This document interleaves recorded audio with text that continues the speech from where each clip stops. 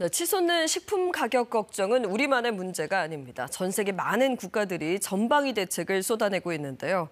장 보러 자주 가시는 분들은 아마 먹거리 물가 높아진 거 체감하실 겁니다. 다른 나라들은 어떻게 먹거리 물가를 잡고 있고 또 우리는 어떤지 알아보겠습니다. 박찬영 해설위원 나왔습니다. 안녕하세요. 네, 안녕하세요. 네, 기름값도 이제 좀 떨어지고 해서 물가가 좀 잡히는 거 아닌가 했는데 이게 희망사항이었나 봅니다. 어떤 나라가 가장 심각한 수준일까요? 식품 물가를 한정해서 보면 유럽이 좀 심한데요. EU가 지금 25년 만에 최고의 식품 물가 상승률을 기록해요. 그중에 유로존만 떼내서 보면 소비자 물가는 한 6.1% 올랐는데 식품 물가는 2배 이상인 12.5% 올랐고요.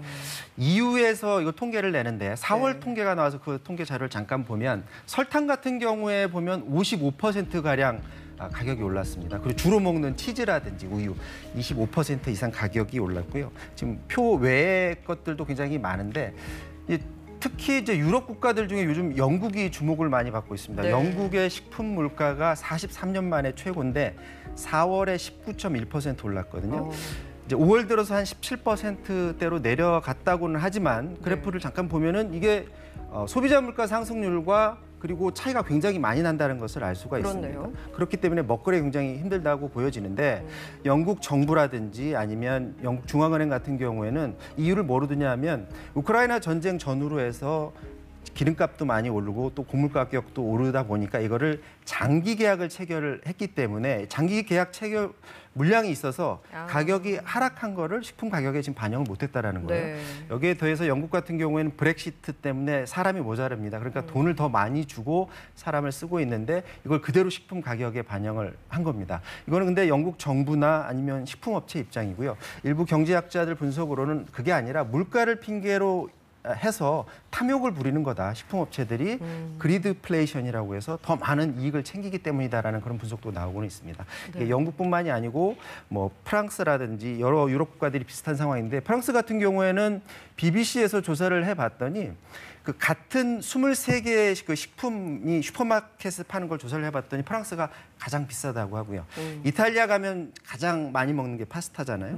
파스타 가격이 5월 기준으로 해서 한 17% 정도 올랐는데 이거 너무 비싸서 못 먹겠다 해서 시민단체 중심으로 해서 22일 기점으로 해서 파스타 파업에 나서자 이렇게 목소리도 높이고 있는 그런 상황이라고 합니다.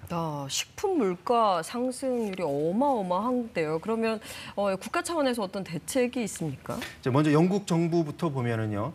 2주 전에 텔레그래프 보도를 보면은 식품 가격에 상한제를 두겠다. 이것을 검토하겠다는 보도가 있었거든요.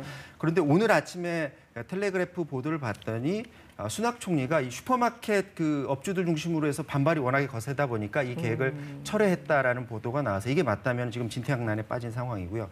사실 유럽에서는 동유럽 쪽에 있는 나라들이 더 심합니다. 예를 들어서 헝가리 같은 경우에는 식품 물가가 40% 이상 올랐거든요.